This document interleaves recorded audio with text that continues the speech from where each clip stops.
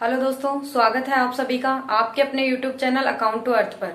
आज की इस वीडियो में हम पढ़ने वाले हैं आहरण पर ब्याज। तो आइए दोस्तों शुरू करते हैं। आहरण पर ब्याज की गणना आज का हमारा टॉपिक है, लेकिन आहरण पर ब्याज की गणना करने से पूर्व पहले हम आहरण का सरल शब्दों में अर्थ देख लेते हैं। दोस्तों, लेखांकन की अवधारणा में एक अवधारणा आती है पृथक अस्तित्व अवधारणा। ये अवधारणा क्या कहती है कि व्यवसाय का स्वामी और व्यवसाय दोनों क्या है, अलग अलग है, यानी दोनों क्या है, पृथक होते हैं, अलग अलग होते हैं। इसी अवधारणा के कारण जब व्यवसाय में व्यवसाय का स्वामी कैपिटल लगाता है, अपनी पूंजी लगाता है, तो इसे हम कहाँ दिखाते हैं, दायित्व पक्ष में दिखाते हैं। और इस पूंजी पर व्यवसाय के स्वामी को ब्याज देता है। ठीक है दोस्तों, जब ये दोनों अलग अलग हैं, तो ये व्यवसाय अपने व्यक्तिगत प्रयोग के लिए अगर व्यवसाय से धन या माल निकालता है, तो धन या माल जो भी निकालता अपने व्यक्तिगत प्रयोग के लिए, तो उसे क्या कहते हैं, उसे कहते हैं आहरण। और इस आहरण पर व्यवसाय का स्वामी ब्याज चुकाता है। यानी कि व्यवसाय का स्वामी जब पूंजी पर ब्याज वसूल करता है, क्योंकि धन लगाता है वो व्यवसाय में और वहां से पैसे वसूल करता है ब्याज के रूप में, तो जब ये है आहरण करेगा तो व्यवसाय भी इससे ब्याज वसूल करेगा। तो इस तरीके से हम कह सकते हैं कि जब साझेदार द्वारा फर्म से अपने व्यक्तिगत प्रयोग के लिए नगद या माल निकाला जाता है, तो उसे क्या कहते हैं, आहरण कहते हैं। और इस आहरण पर व्यवसाय के स्वामी को ब्याज चुकाना पड़ता है, उसे कहते हैं आहरण पर ब्याज। अब आहरण पर ब्याज की गणना कैसे करते हैं, ये हम यहाँ पे देखेंगे। दोस्तों, आहरण पर ब्याज की विधियां, आहरण पर ब्याज की गणना करने की 3 विधियां हैं, साधारण विधि, गुणनफल विधि और औसत विधि। साधारण विधि और गुणनफल विधि पहले हम यहाँ पे देख लेते हैं। साधारण विधि और गुणनफल विधि वैसी ही है बिल्कुल जैसे इंटरेस्ट ऑन कैपिटल होता है। इससे पहले जो वीडियो हमने बनाया था उसमें वो हमने अच्छे से देखा था दोस्तों, आप वो वीडियो देख सकते हैं, डिस्क्रिप्शन बॉक्स में लिंक दिया हुआ है, आप वहां जाके वो वीडियो देख सकते हैं। लेकिन फिर भी हम यहाँ एक बार और बता देते हैं आपको। साधारण विधि, इसमें फॉर्मूला क्या है, इसमें इंटरेस्ट निकालने का आहरित राशि इंटू दर बट्टा 100 इंटू प्रयोग अवधि बट्टा 12। अब फॉर एग्जाम्पल लेके देख लेते हैं। माना ए और बी दो साझेदार हैं। ए ने 5,000 रुपए आहरण करे वर्ष के दौरान और बी ने 7,000 रुपए वर्ष के दौरान आहरण करे।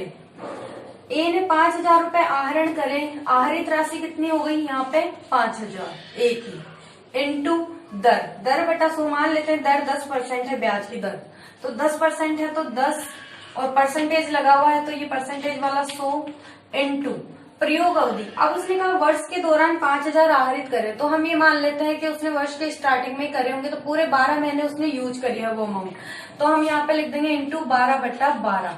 तो ये 12 से 12 काट के ऐसे कर लेंगे तो ये 500 रुपए ए का क्या आ जाएगा, इंटरेस्ट ऑन ड्रॉइंग्स आ जाएगा। इसी तरह बी का निकाल लेंगे। लेकिन अगर हमें ये कहे कि इसने 1 मार्च को आहरित करे हैं, 1 जुलाई को ले लेते हैं, 1 जुलाई को आहरित करे हैं, तो जुलाई से 31 मार्च तक हम निकाल लेंगे। तो जुलाई, अगस्त, सितंबर, अक्टूबर, नवंबर, दिसंबर, जनवरी, फरवरी, मार्च, तो 9 महीने तक तो इसका आहरण इस कैसे हो जाएगा, 7,000 आहरित करे हैं इसने, 10% ब्याज की दर है, इंटू 9 महीने तक इसने प्रयोग करे हैं बट्टा 12। इस तरीके से हम इसको करेंगे, 2 जीरो से काट देंगे इसको, 3 तिया 9, 3 चौक 12, 4 से इसको काट के और फिर इसको मल्टीप्लाई करके 3 से हम क्या निकाल लेंगे, यहाँ पे इंटरेस्ट ऑन ड्रॉइंग निकल जाएगा बी का। ठीक है दोस्तों, ये तो हो गई साधारण विधि।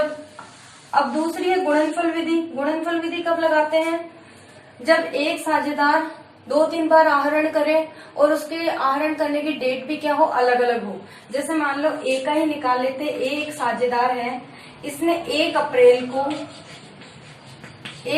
को 5,000 रुपए आहरित करे, फिर इसने 5 सितंबर को 2,000 रुपए आहरित करें, फिर 30 दिसंबर को 4,000 रुपए आहरित करें। इस तरीके से जब उसकी डेट और टाइम डेट और अमाउंट दोनों अलग अलग हो और 2-3 बार जब वो आहरण करे तो फिर हम गुणनफल विधि लगाते हैं। और गुणनफल विधि में क्या करते हैं, जैसे ये 5000 है तो ये कितने मंथ तक यूज में आए हैं, तो इसके यूज जो प्रयोग अवधि होती है, यूज पीरियड जो होता है, उससे मल्टीप्लाई करते हैं इन सबको यूज पीरियड से, और फिर इनका जो टोटल आता है यहाँ पे वो होता है गुणनफलों का योग। उस गुणनफलों के योग को यहाँ पे लिखते हैं इंटू 10/100 इंटू 1/12 लगा के हम इंटरेस्ट ऑन ड्रॉइंग्स निकाल लेते हैं। ठीक है दोस्तों,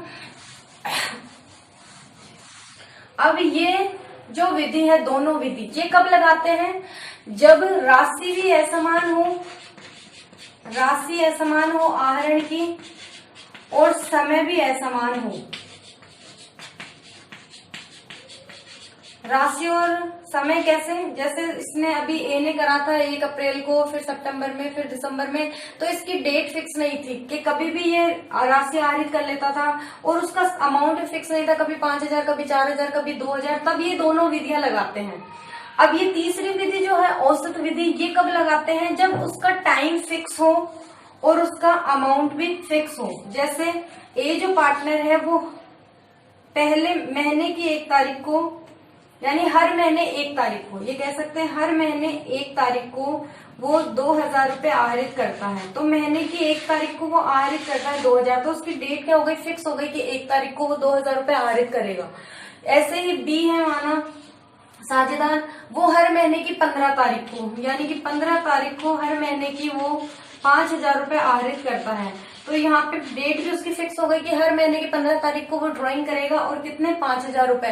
तो इस तरीके से जब उसका समय और अमाउंट दोनों इक्वल रहे, एक जैसा ही रहे हर बार आहरण पर, और उसकी डेट भी फिक्स रहे, उसी डेट को वो हर बार करे, तब हम कौन सी विधि लगाते हैं, औसत विधि लगाते हैं। इस औसत विधि को हम अच्छे से देखेंगे, इसका क्वेश्चन भी करेंगे, क्योंकि मोस्टली क्वेश्चन में यही पूछा जाता है।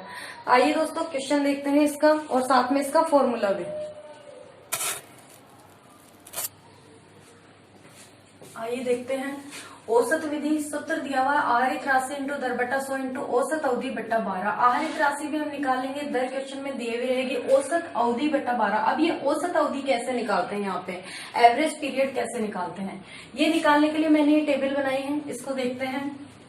प्रति माह या तिमाही के प्रारंभ में, अंत में और मध्य में आहरण करे हो। ठीक है, प्रत्येक माह या तिमाही के प्रारंभ में, मध्य में या प्रारंभ में, अंत में या मध्य में आहरण करें। प्रत्येक माह आहरित करें, तब हमें फॉर्मूला लगाना है n+1/2। अगर प्रारंभ में करें और हर महीने करें तो n+1/2। अगर महीने के अंत में करें तो n-1/2। अगर मध्य में करें तो n/2। ठीक है, ये फॉर्मूला लगाना।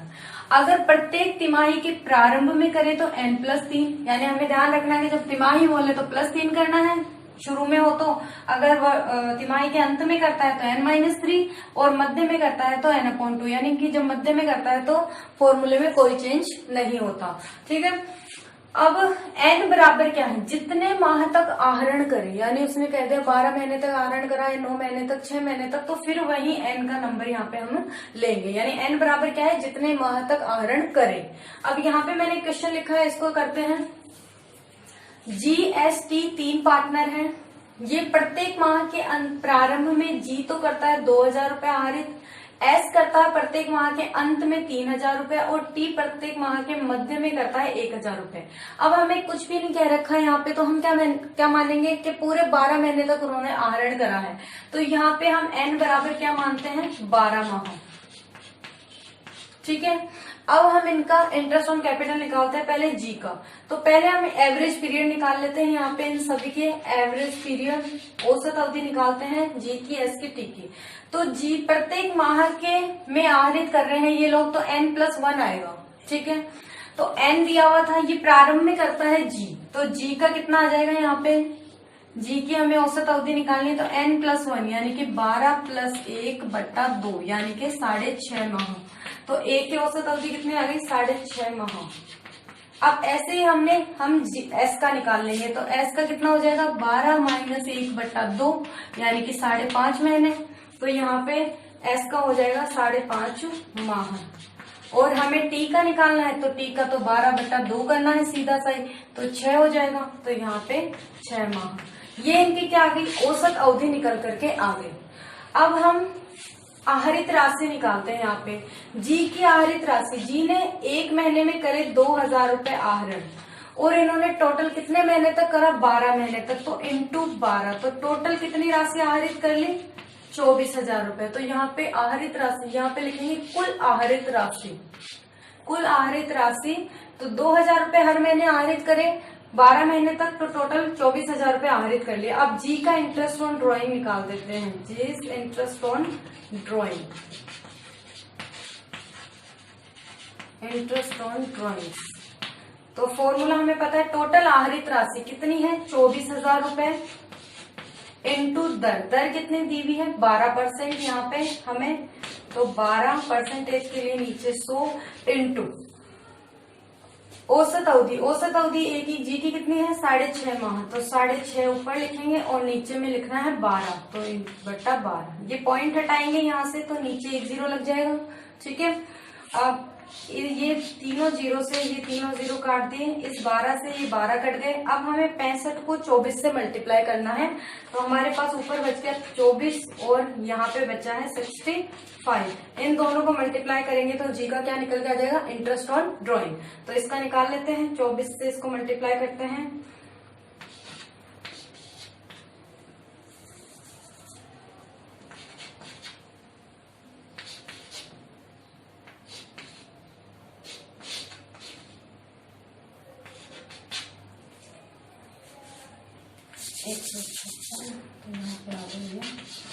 तो ये जी का इंटरेस्ट ऑन ड्रॉइंग निकल के आ गया 1560 रुपए पूरे वर्ष का।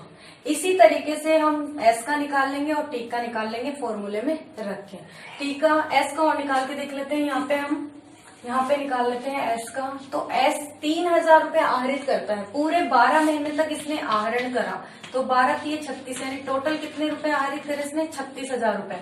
तो कुल आहरित राशि 36,000 इंटू दर, दर हमें वही 12% दी हुई थी, तो 12/100। और एस की एवरेज पीरियड कितना आया था, 5.5 माह, तो यहाँ पे लिखेंगे 5.5 और बट्टा में 12। इसका वापस पॉइंट हटाएंगे, नीचे 0, ये 3 0 से तीनों 0 कट गए, 12 से 12 कट गए। अब 36 को 55 से मल्टीप्लाई करना है हमें, तो एस बराबर ऊपर 36 बच गए और 55 बच गए, तो इसको इससे मल्टीप्लाई करके देख लेते हैं। तो 36 को 55 से करना है, 15 और 3 18,